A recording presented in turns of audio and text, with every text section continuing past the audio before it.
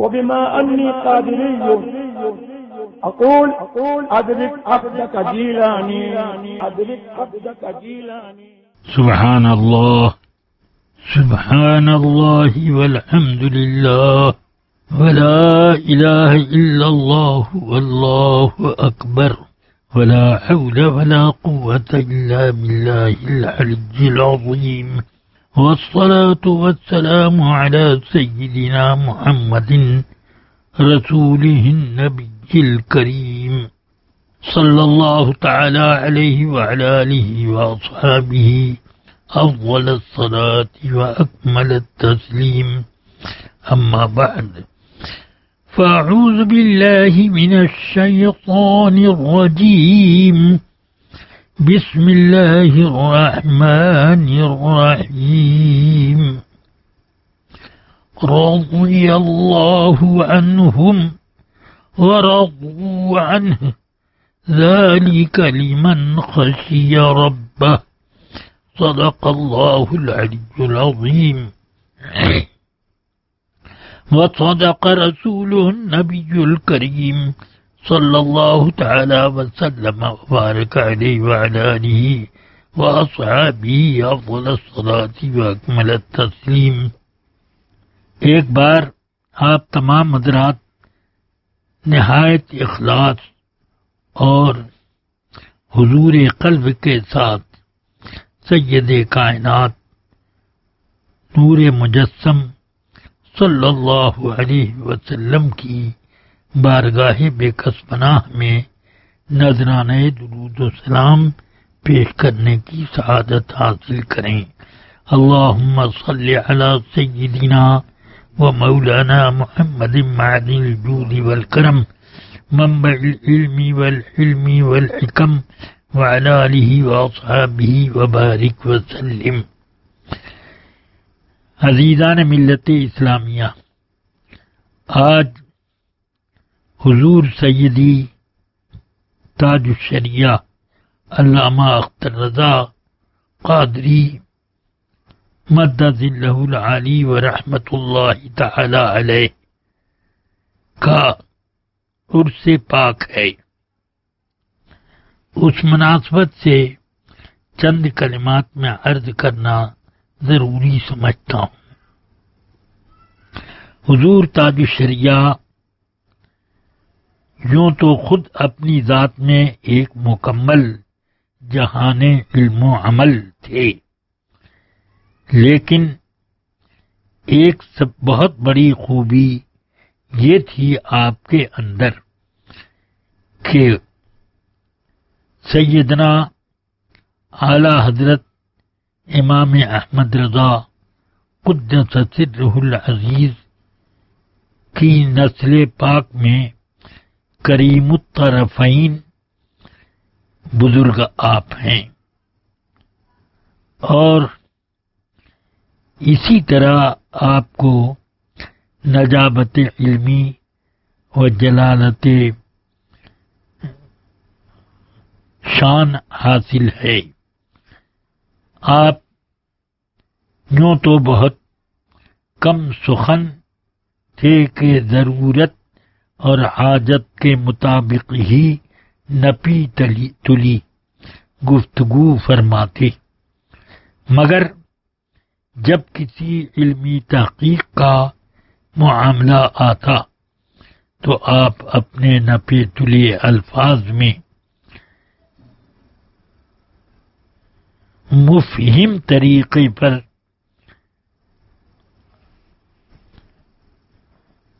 اپنے علوم و عرفان سے مخاطب کو مطمئن فرماتے.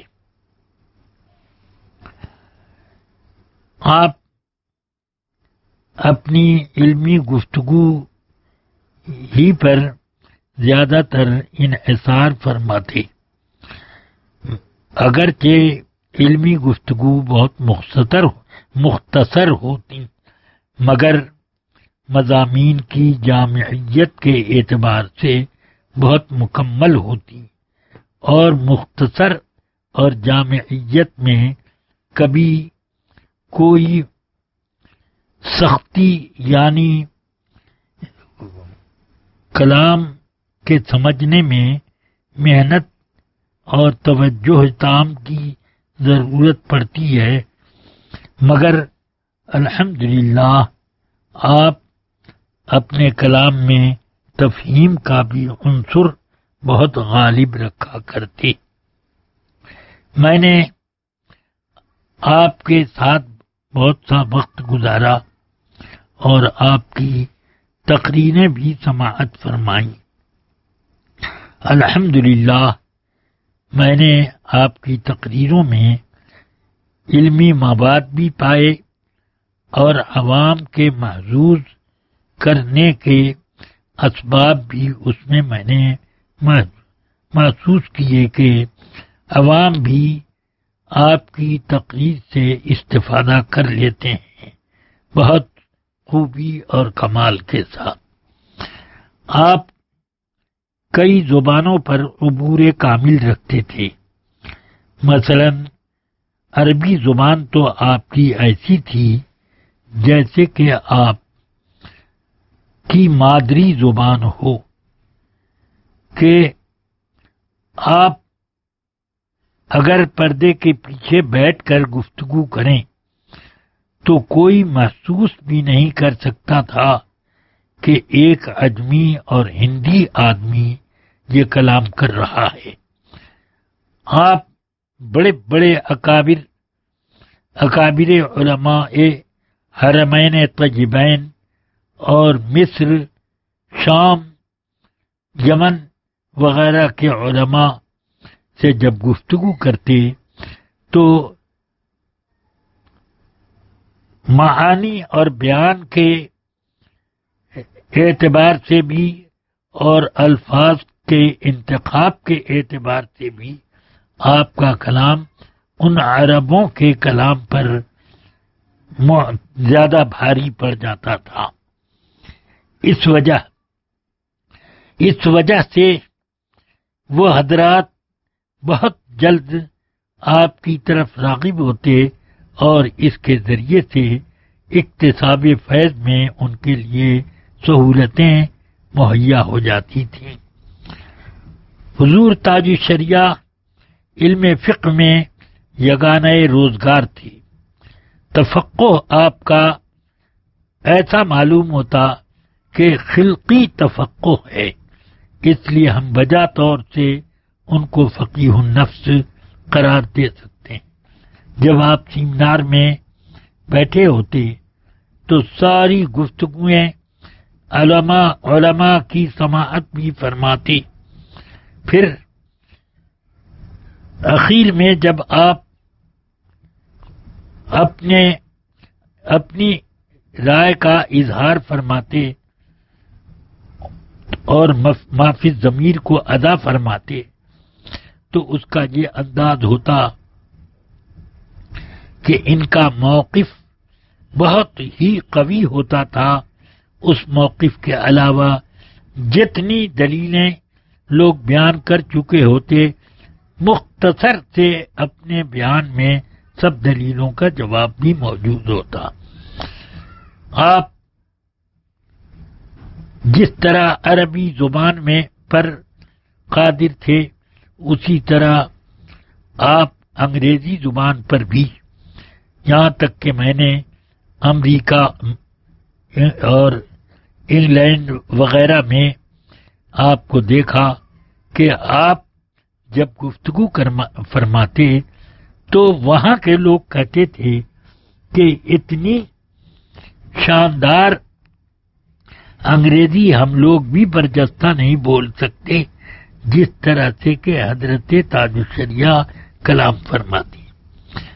یہی حال شاعری کا تھا۔ الحمدللہ عربی کے شاعری میں مجھے معلوم ہے خوب اچھی طرح۔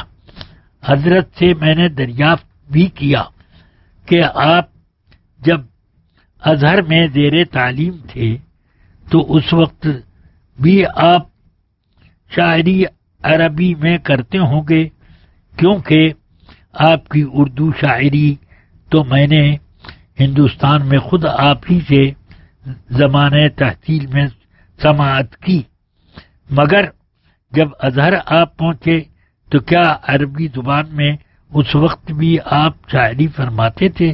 فرمایا ہاں۔ تو اہل عرب آپ کی شاعری سماعت کرتے؟ کبھی ان کو سنانے کا اتفاق ہوتا؟ تو ارشاد فرمایا کہ میں زیادہ تر اپنی شاعری وہاں کے علماء ہی کو سناتا تھا، اور ان میں سے کچھ وہ لوگ تھے کہ ہمارے درس کے مدرسین ہوا کرتے تھے، مگر جب وہ لوگ میرا کلام سنتے تو برجستہ وہ یہ کہتے تھے کہ اس پر تو ذرہ برابر بھی شبہ نہیں ہو سکتا کہ کوئی اس کو کہہ دے کہ یہ اہل عرب کا کلام نہیں ہے، یہ اس میں کوئی شبہ بھی نہیں ہو سکتا۔ آپ ہندی ہو کر، عجمی ہو کر عربی کی شاعری اتنی شاندار فرماتے، اور میں نے آپ کی تقریریں بھی عربی زبان میں سماعت کی۔ مجھے بہت اس بات پر فخر ہے کہ میں نے علمی فیضان کو تقسیم کرتے ہوئے علامہ ازہری صاحب کو دیکھا اور ان مجلسوں میں میں شریک رہا۔ خیر، اردو زبان تو آپ کی مادری زبان تھی، اس میں بھی آپ کا کلام سننے کے بعد کوئی نہیں کہہ سکتا کہ ایک مجھے ہوئے شاعر کا کلام نہیں ہے، اور نعتیں تو آپ کی بالکل اعلی حضرت کی نعتوں کا جلوہ نظر آتی، کہیں کہیں حضرت سرکار مفتی اعظم کے کلام سے مشابہت، کہیں اعلی حضرت کے کلام سے مشابہت، یہ خوبیاں آپ کی شاعری میں تھیں۔ الحمدللہ علم میں، دین میں تو آپ انفرادیت رکھتے تھے، جس کی وجہ سے آپ کا لقب علماء کرام کی زبان پر، علماء کرام کے نزدیک زبان زد تھا، تاج الشریعہ۔ آپ کو تمام علماء تاج الشریعہ کہا کرتے۔ اس سے سمجھ میں آتا ہے کہ آپ فقہ میں بڑی شاندار مہارت رکھتے۔ سیمیناروں کی شرکت اور اس میں آپ کے شاندار مباحث، پھر اعلی حضرت رضی اللہ تعالی عنہ کی اردو کے بعد بہت ہی دقیق رسالوں کا عربی میں فقیہانہ انداز میں ترجمہ، اسی طرح آپ کے شاندار فتاوی، یہ سب آپ کے تفقہ کی کھلی ہوئی دلیل ہیں۔ آپ کے فتاوی زبانی اور تحریری بہت طویل اور بہت ضخیم حیثیت رکھتے ہیں۔ ان کی طباعت اگر ہو جائے تو لوگوں کے لیے اکتساب فیض کا ذریعہ بنے۔ حضور تاج الشریعہ حدیث دانی ان کی اگر دیکھنی ہو تو سبحان اللہ، آپ نے شرح قصیدہ بردہ شریف بنام الفردہ فی شرح قصیدۃ البردہ تصنیف فرمائی۔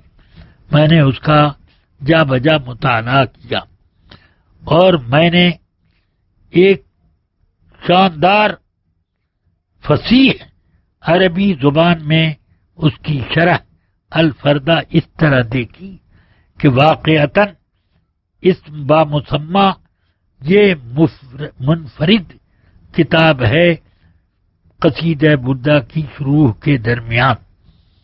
ہر شعر پر آپ جب شرح کرتے ہیں تو احادیث نبویہ علی صاحبہ الصلاۃ والسلام کی کا ایسا تسلسل معلوم ہوتا ہے کہ گویا کہ آپ نے ان ساری حدیثوں کو پہلے ہی سے جمع رکھا اور اس کتاب کی شرح اگرچہ اتنی طویل نہیں ہے جتنی ہونی چاہیے، مگر اس میں جملہ مباحث آپ نے سمیٹ دیے ہیں اور کلام بہت جامع اس میں فرمایا، احادیث کی قطاریں لگا دی، ہر شعر پر کثیر احادیث کا ذخیرہ موجود ہے، اور آپ کی تصانیف کی بھی ایک لمبی قطار ہے۔ الحمدللہ ہم نے یہ پایا کہ حضرت تاج الشریعہ علم و عرفان کے میدان میں یکتائے روزگار تھے۔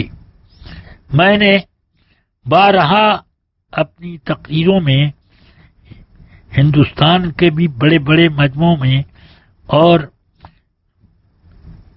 بیرون ہند کے بھی بڑے بڑے اجلاس میں برملا میں نے یہ اعلان کیا کہ آج اگر کوئی حضور سیدنا اعلی حضرت کے علوم کثیرہ کا جامع اور ان کا سچا وارث ہے تو وہ صرف ایک حضرت علامہ اختر رضا خان صاحب تاج الشریعہ ہیں۔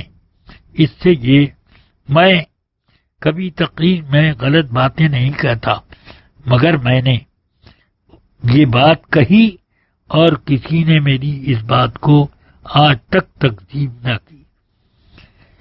حضور تاج الشریعہ نے چاند کے یعنی رؤیت ہلال کے سلسلے میں یا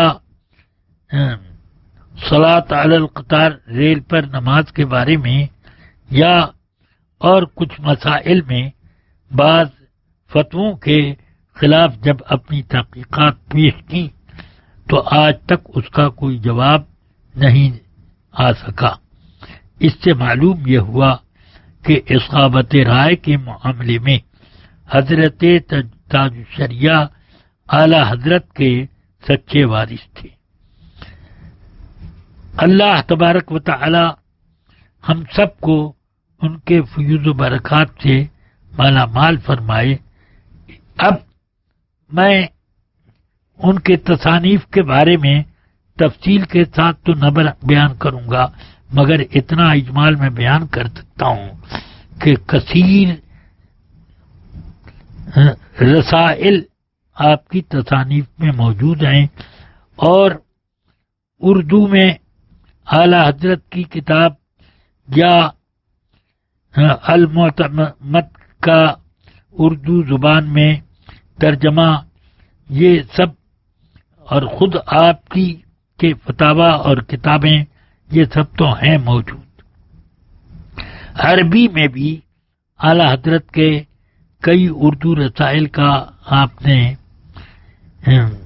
محققانہ شاندار ترجمہ فرمایا، تو اس لیے میں سمجھتا ہوں کہ آپ کثیر التراجم اور کثیر التصانیف عالم دین ہیں۔ آپ نے اپنی چند تصانیف جامعہ ازہر کے وائس چانسلر الشیخ طنطاوی کے سامنے ان سے ملاقات کے وقت جب پیش کیے اور بعض باتیں آپ سے ہوئیں تو برملا انہوں نے آپ کی تعریف کی۔ غالباً دو رسائل ایسے تھے کہ جن میں ازہر کے دو عالموں کے فتووں کا رد موجود تھا۔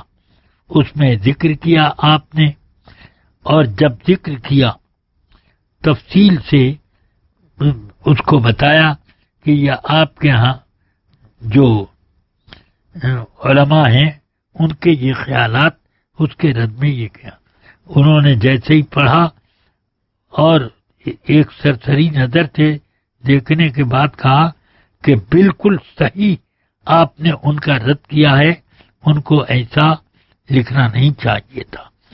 اس سے معلوم ہوتا ہے کہ وہ خود آپ کی تبحر علمی سے بہت زیادہ متاثر ہوئے۔ اسی وجہ سے انہوں نے چند دنوں کے یا 2-3 دنوں کے بعد بڑے بڑے علماء ازہر کی ایک میٹنگ بلائی اور حضرت تاج الشریعہ کو فخر ازہر کا خطاب دیا، جو یہ جامعہ ازہر کی طرف سے دنیا میں اپنے زمانے کے منفرد لوگوں کو یہ دیا جاتا ہے۔ تو حضور تاج الشریعہ کو یہ منصب بھی جامعہ ازہر سے ملا۔ ازہر کی سند تو الگ ہے، فخر ازہر کا لقب الگ ہے۔ حضور تاج الشریعہ کی معمولات زندگی میں یہی تھا کہ آپ نمازوں کو جب تک مسجد تک جانے کی سکت تھی اس وقت تک مسجدوں ہی میں نماز پڑھاتے اور جماعت کے ساتھ ادا فرماتے، سفر میں ہوتے تب بھی جماعت آپ کی چلتی۔ اسی طرح آپ قرآن عظیم کی باقاعدہ تلاوت میں بھی مصروف رہتے ہیں۔ یہی حال یہ بھی میں نے دیکھا کہ آپ جب تک خود سے قصیدہ بردہ شریف پڑھ لیتے اور دلائل الخیرات شریف کے احزاب پڑھ لیتے، اس وقت تک یہی طریقہ چلا۔ بعد میں جب آپ کے اوپر ضعف کا ضعف غالب آ گیا تو آپ کے عصر کے بعد کوئی زیادہ تر حضرت العلام مولانا اسجد رضا خان صاحب، آپ کے صاحبزادہ یعنی حضور تاج الشریعہ کے جانشین، وہ اکثر وہی پڑھا کرتے تھے، اور جب وہ مصروف ہوتے کسی کام میں تو مولانا عاشق حسین صاحب پڑھتے تھے۔ تو یہ پڑھتے جاتے دلائل الخیرات شریف، اور آہستہ آہستہ حضور تاج الشریعہ اپنی زبان سے اس کا اعادہ کرتے چلے جاتے۔ اور بھی کئی بڑے بڑے وظائف تھے جو آپ کے پاس آپ کے عملیات میں اور معمولات میں داخل تھے۔ حضرت تاج الشریعہ بہت قلیل الخراک اور حضور سرکار مفتی اعظم رضی اللہ تعالیٰ عنہ کے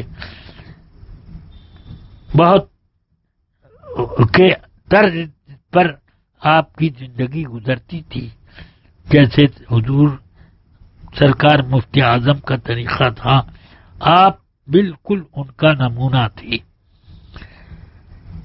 حضور تاج الشریعہ کی ہر تعریف سے بڑی تعریف میری نظر میں یہ ہے کہ سرکار مفتی اعظم جو اپنے زمانے میں یگانہ روزگار تھے پوری دنیا میں، علم و عرفان اور زہد و تقوی اور قرب الہی کے اعتبار سے، آپ نے حضور تاج الشریعہ کے بارے میں جو عبارت لکھی تھی، اس عبارت کا ایک جملہ مجھے اب تک یاد ہے، اور میں نے وہ خود حضرت کے دستے کرم سے لکھا ہوا میں نے مشاہدہ کیا۔ اس نے یہ فرمایا کہ میں مولوی اختر رضا خان صاحب کو اپنا قائم مقام مقرر کرتا ہوں۔